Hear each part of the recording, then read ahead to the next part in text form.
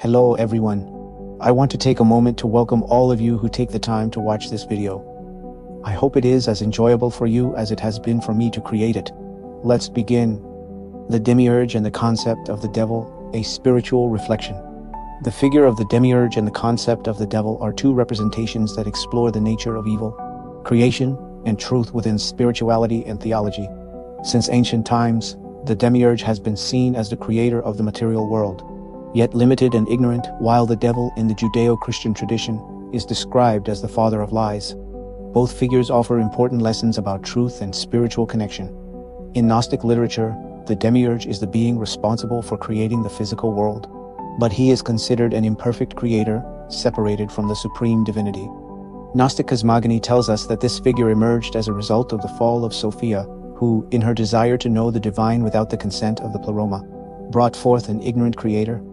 This story suggests that the creation of the material world is imperfect, filled with suffering and disorder, and reflects humanity's separation from its true essence. Ignorance of the Demiurge. The Demiurge is depicted as a figure lacking knowledge of the true God and who, in creating the world, acts from confusion and selfishness. This has led many to consider the material world as a prison for the soul, where temptations and suffering are part of everyday experience. In the context of the Judeo-Christian tradition, we find in John 8:40 for the words of Jesus that make a clear distinction regarding the devil. You are of your father the devil, and the desires of your father you want to do. He was a murderer from the beginning and does not stand in the truth, because there is no truth in him. When he speaks a lie, he speaks from his own resources, for he is a liar and the father of it. In this passage, Jesus addresses a group questioning his authority. By referring to the devil as the father of lies, he establishes a direct relationship between the rejection of truth and evil actions.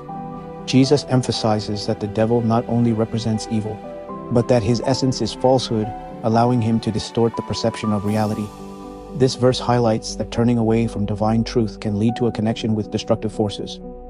The underlying teaching is a call for believers to live in accordance with the truth that Jesus shares, creating a life guided by authenticity and ethics.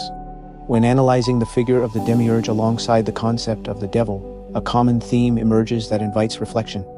Both figures symbolize the struggle between good and evil, truth and falsehood, consequences of the ego, just as the Demiurge acts with ignorance. The human ego can lead to decisions that ignore truth and spiritual connection. This ego, much like the devil, can draw people toward dishonesty and corruption, diverting them from their true purpose. The quest for truth, both in Gnostic tradition and in Jesus' teachings. There is a firm call to seek the truth and liberate the soul from the limitations of the material world. Recognizing the lies and deceptions that can infiltrate our lives is essential for spiritual growth. The study of the Demiurge and the figure of the devil invites us to confront the shadows of our existence and the forces that can divert us from the truth.